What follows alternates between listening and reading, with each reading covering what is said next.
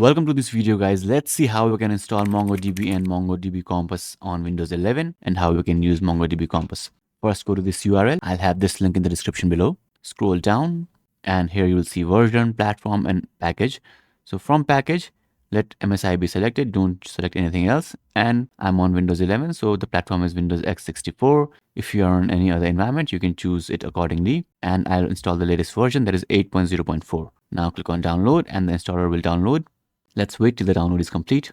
So once the download is complete, click on open file and the installation wizard will open.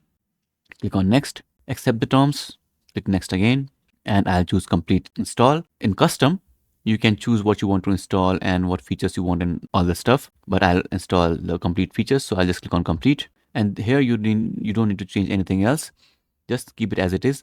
Now note that this is where your MongoDB data will be saved and this is the log file. So this log directory is important in case your server crashes or you have any errors. You can check the logs here. Click on next, and MongoDB Compass is like a GUI to handle the database server. So I'll install this too.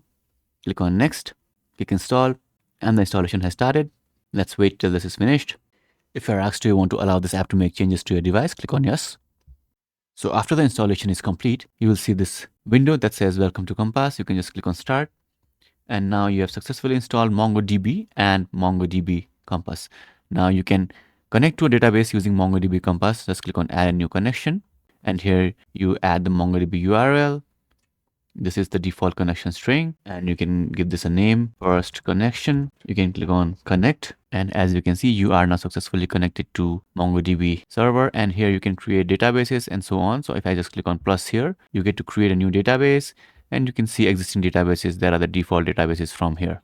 So we have successfully installed MongoDB and MongoDB Compass, and we have connected to our MongoDB server using Compass. If you have any questions, let me know in the comments below.